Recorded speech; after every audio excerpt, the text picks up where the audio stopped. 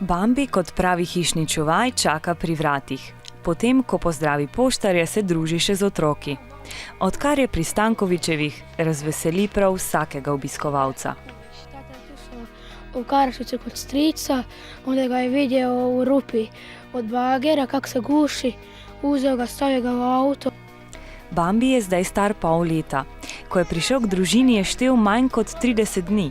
Hranili so ga z mlekom po steklenički in kaj hitro je postal dovolj močan, da je začel raziskovati.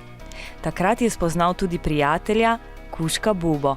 Se znaju onak, kad Bambi leži, onda Buba se dođe s njima pa se ližu jedno drugog, a nekad znaju se bijati po dvorištu. Buba zelo rad poje Bambijevo hrano, Bambi pa mu vrne tako, da mu ukrade kost. Sicer pa Bambi ne je mesa. Bambi je tudi zelo sladkosned, zato mu Tomislav ponudi kdaj kaj sladkega. To naredi bolj redko, saj hrana, ki jo jemo ljudje, ni primerna za živali. Družina je poskušala Bambija oddati v živalski vrt, ampak tam nimajo prostora zanj.